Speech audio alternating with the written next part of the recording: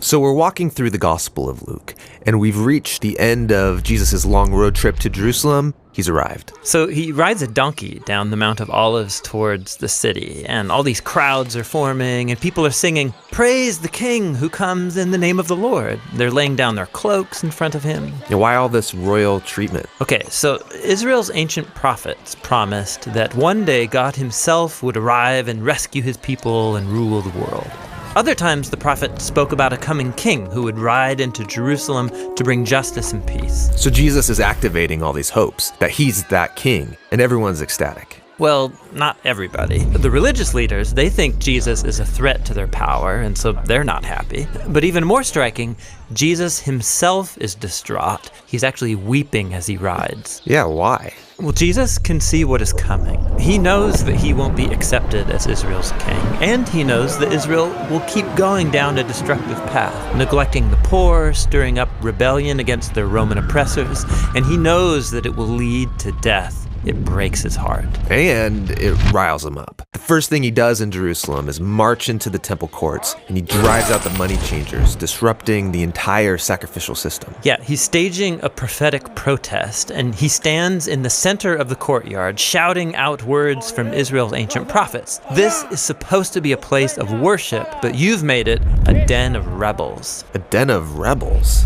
Yeah, he's quoting from the prophet Jeremiah, who stood in this same spot, the center of Israel's religious and political power. And he offered the same critique of Israel's leaders, that they're rebellious and corrupt. And they get the message and start to plan to have him killed. Which is no surprise to Jesus. In fact, he planned that all of this would happen during Passover. This is the Holy Week when Jewish people celebrate their ancient story of how God liberated them from slavery and invited them into a covenant relationship. And so Jesus uses the symbols of Passover to reveal the meaning of his coming death. The broken bread was his broken body, and the wine was his blood that would establish a new covenant relationship between God and Israel.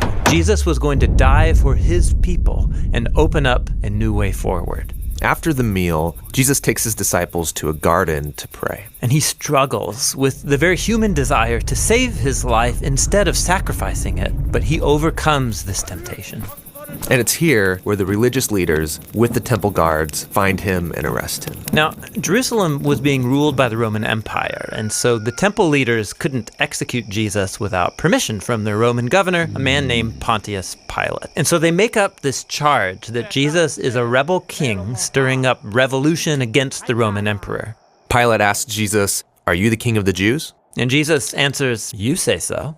So Pilate can see that Jesus is an innocent man and he doesn't deserve death. But the leaders keep insisting that he is dangerous, so they negotiate a compromise. Pilate will release an actual rebel against Rome, a man named Barabbas, instead of Jesus. And so the innocent is handed over in the place of the guilty.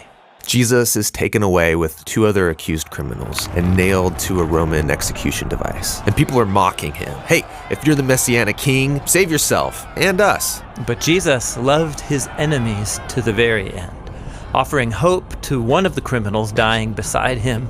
And he even prayed for his executors. "Father, forgive them. They don't know what they're doing." And then the sky darkened as an innocent man died the death of a rebel. And then Jesus cried out with ancient words from Israel's Psalms, "Father, into your hands I commit my spirit." And then Jesus died, innocent and alone.